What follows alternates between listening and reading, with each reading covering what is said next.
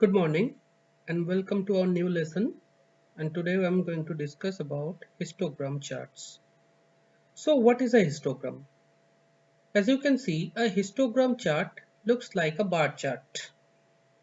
It is used to represent the distribution of numerical data by rendering vertical bars. Non-discrete values comparison is graphically visualized using the histogram chart. For example, you can consider the count of students who earned marks on an exam in various range can be visualized easily with a histogram charts. Like you can consider, suppose there is an exam going on out of 100 and suppose 3 students are getting marks 40 to 50 range, 4 students are getting marks 60 to 70 range, and 5 students are getting marks from 80 to 90 range, and only 2 students are getting marks from 90 to 100 range. So this data we can represent through a histogram.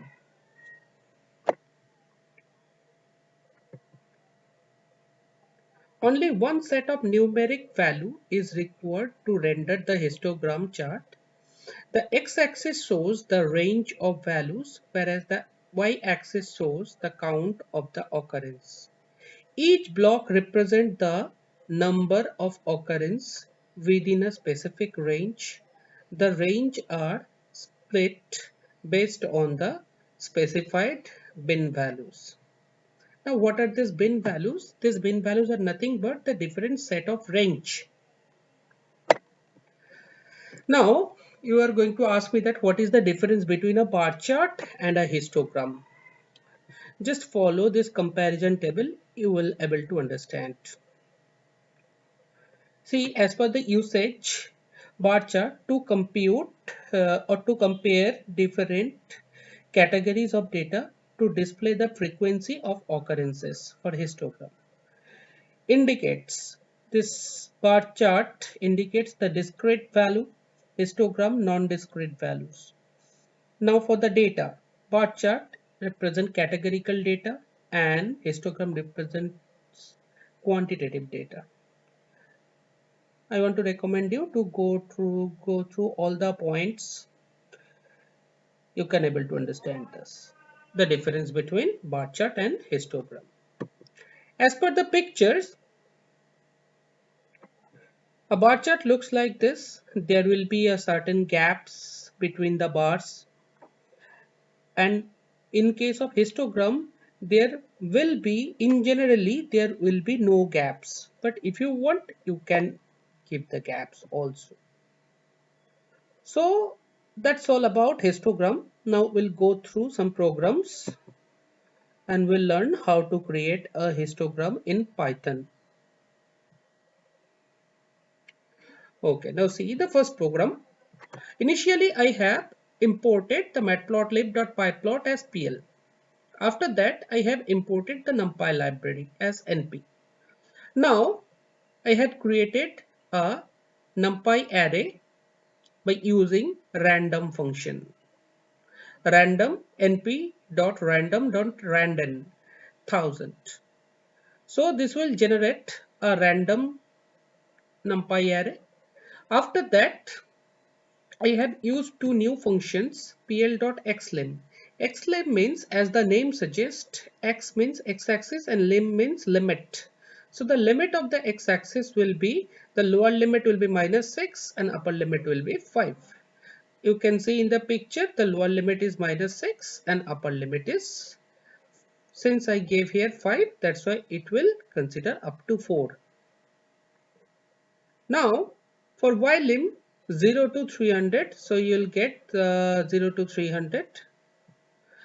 After that, if you write pl.hist, then within first bracket a, then one histogram will be created. The purpose of this hist function is to plot a histogram, and the histogram will be plotted as based on the data set A, where A is my randomly generated NumPy array. After that, at last, I have used show function to display the histogram. Now whenever I'm going to run this program, every time a new random numpy array will be generated, so this chart will be changed automatically. Let me run this for you. So by this way you can create a histogram. And if you want to ask me that what about the bins or the categories, in which categories the data should be distributed, in this case everything will be done by the computer automatically. Now if you want to do it manually, I'll show it to you how to do it. See, in my next example, initially I have imported the pyplot and numpy library both. Then I have created the random numpy array as like the previous program. After that I wrote pl.hist, that means I'm creating a histogram. Then within bracket A is my data set, comma bins. I have passed here an additional attribute called bins equals to 5. Now what does that mean? The purpose of bin, as I told you earlier, bins will represent the different categories here. So bin equals to 5, that means the whole data set will be distributed into 5 different categories. As you can see along the x-axis, -3, not actually it is -3, maybe it's -2.5, -3.5 something. So from that to -2, there this will be a bin or a data category, you can say. Then from 2 to somewhere near 1 -1.5, this is a category. So there will be 5 different categories. As you can see, this is 1, 2, 3, 4 and 5. 5 different categories will be created. This is the purpose of bin attribute. And at last I have used pl.show function to display the histogram. Now we'll go to the next example. Now see, here I have used a finite list or a fixed set of data to create a histogram. Just consider the list A. Here I have some values like 1, 2, 2, 3, 5, etc. etc. Now, while creating the histogram, I wrote here pl.hist. So I have used the hist function to create a histogram. Then within first bracket A is my data set and comma bins. Now, bins equals to, I wrote here another list. Now what does that list represents? Just if you see it carefully, here it will take two values simultaneously and it will create a category, or you can say it will create a bin. That means from 0 to 10, not including 10, 0 will be included and 10 will be excluded. That means from 0 to 9 this will be one category. Then from 10 to 19 this will be a category. Then from 20 to 39 this will be a category. Then from 30 to 40, 30 to 39 this will be a category, and then 40 to 49 this will be a category. That means total 5 categories will be created. And how this histogram will be drawn, see, just check the first category from 0 to 9 and check how many values are falling under this category. See, 1, 2, 2, 3, 5, 8. That means all these values are belongs to the first category from 0 to 9. That means 1, 2, 3, 4, 5, 6 values are falling under this category. That's why if you see the first bar carefully, along the y-axis there will be 6. That means total 6 values are there in this category. Now for the next category, if you consider from 10 to 19, so 10, 12, 18, 19, 4 values are there. That's why for the second bar along the y-axis there will be 4, you can see. So that means 4 values are falling under this category. Now why there is a gap? As I told you, there should be no gaps within the histogram. But the problem is here, under the category of 20 to 29, there is no values are present in this data set. That's why there is a gap. Now suppose if you introduce a value here, if you write here suppose 22, then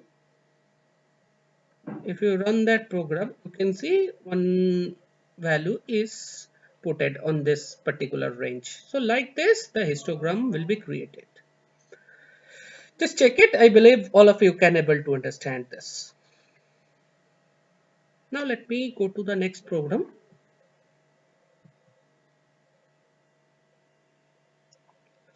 Now, how to play with our histogram, how to use some extra advantage or extra features. The first feature that we are going to apply is, you can see I have used the previous program here. Initially I have imported matplotlib.pyplot and numpy. Then I have created a randomly generated numpy array. Then pl.hist a comma 5. This 5 represent the bin values. It's not like that every time you need to write bin equals to 5. If you directly write 5, then also the whole data will be categorized under the 5 category. So this is my bin value. Now age color. Age color is equal to, I have stored here red. That's why you can see the age color is red. And the last attribute is alpha. Now what is the alpha attribute? If you look at this histogram carefully, the color is very much lighter. This is the purpose of alpha. Now, if you put here alpha equals to 0, then alpha attribute will set the brightness of the histogram to 0. That's why it will be vanished. Now, the maximum value of alpha can be 1. And if you run it, you can see you will get the maximum brightness in each of the bars. And if you put any value in between 0 and 1, accordingly that value, the brightness will be generated.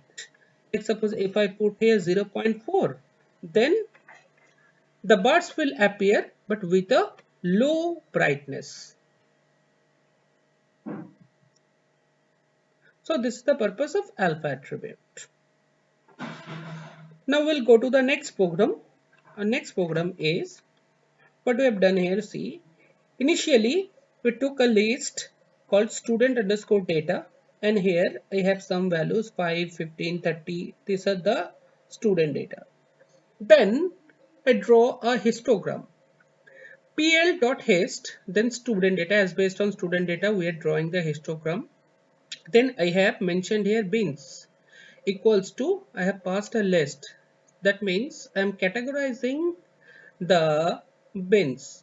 That means from 0 to 14 there will be the first category, then 15 to 29 there will be the second category. Like this, all the categories are defined.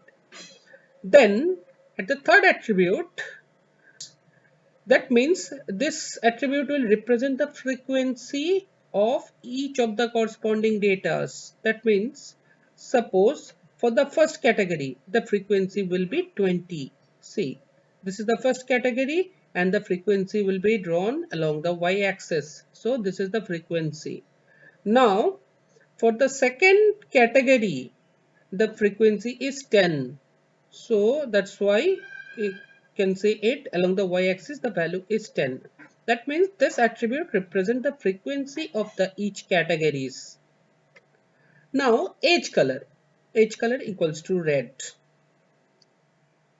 So like this, if you have the frequency with you along with the data, you can import it or incorporate it with a histogram. I believe all of you can able to understand this. Now we'll go to the next program. Now this is also a same type of program as like the previous one. Just I have made some changes. In the first category I have not stored any value. That's why nothing is appearing here. This is very much interesting. Since in the first category there is no such values are available. That's why this frequency 20 is not there. But on the other hand, for the second category from 15 to 30, the frequency is 10. But in this case, it will display 30. That means it will take the cumulative frequency. So this two frequency will be added, 20 plus 10, and it will become a 30 like this. That means for a particular data set, if you don't have any data within a particular category in case of the frequency distributions, then that particular frequency of that category where no data are reside, it will be added with the next data sets or the next category, you can say. Now I'll go to the next program. Next one is also a similar type of program. The only difference is I have changed the edge color and the face color. Now the purpose of face color is to change the color of each of the bars. That's why I wrote here face color is equal to M. M means all of you know that it will be magenta. If you want to give any other color, you can just give the color initial or the color full name or the hexadecimal color code. And edge color K, that means the border color, and K means it will be black. So this is the purpose of face color and edge color attribute. I'll go to the next program. Now see, still now we have managed to create a histogram, or if you consider our previous lessons, then also we have created the different types of charts. But suppose I want to save this chart as a picture in our hard disk. Is there any function available in Matplotlib library? The answer is yes, indeed there is a function available. The name of the function is savefig. By using this function, you can always save the chart in a particular drive of your computer. Just study this program. The program is the same as with the previous one. I have a data set, then I have drawn a histogram with the edge color, face color, and whatever. Then I have set the x level equals to value. That's why the x-axis title is values and y level is frequency. Frequency is appearing here. And then the chart title is histogram. Histogram is appearing here. Then I have used the savefig function.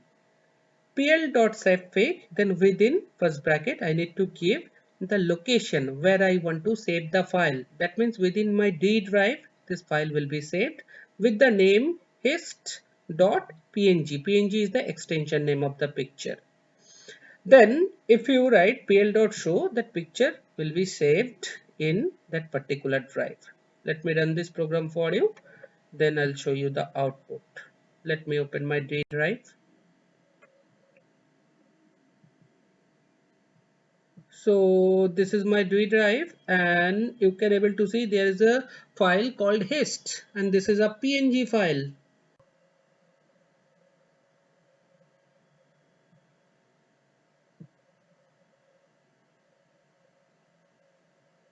See, I have successfully opened the file for you, and you can see the same picture that I have managed to create a histogram will be saved in my hard disk on D drive with the name hist.png. So this is a very useful function for saving our charts permanently. I believe all of you can able to understand the purpose of this function. Now I'll go to the next program. Now see here. Now in this program, I have a data set S where the values are 1, 15, 30, 45, 56, 67 like this. Now if I write pl.hist, then within first bracket S, then a histogram will be created. But the problem is I have not instructed Python about the bins or the categories. That's why computer will set the categories automatically. Now if you carefully see the pictures, now first category will be created from 0 to 10, then the second category from 10 to 21, something like this. Then the third category will be created from 21 to 34 like this. So that means the categories will be defined by the compiler itself automatically. That's why there will be some gaps in the histogram. Now if you do it manually, if you just mention here, you can see, if you just write 3, then the 3 bins will be created. That means 3 different categories will be created and all the data will be distributed into these 3 categories. So that's all about this program. Now I'll go to the next program. Just the program is just like the previous one. Here I have mentioned the bins attribute, bin equals to 5. That's why all the data will be distributed into the 5 different categories. And in each category, if you see it carefully, there will be one data in first 4 category. In the last category, there 2 data are falling.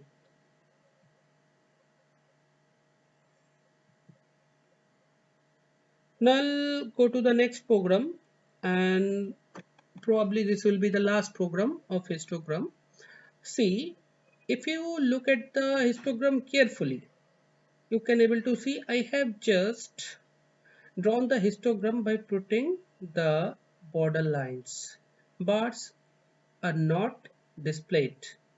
So how to do this type of histogram? See, now initially I took a data set called student.data. So this is my student data set, as you can see here. Then I have drawn the histogram pl.hist, then student underscore data bins equals to, then these are the set of bins, that means different categories. Then weights, that means the frequencies are given. Now age color is equal to B. At last I have used an additional attribute called hist type. Hist type is equal to step. If you mention it, then only the border lines will be displayed. Then I have put it pl.x label as values and pl.y label as frequency and pl.title as histogram. You can see along the x-axis title is value, then frequency, y-axis title, and the chart title will be histogram. And at last pl.slow to display the histogram. So I believe that's all for histogram, and all of you can able to understand it. Thank you.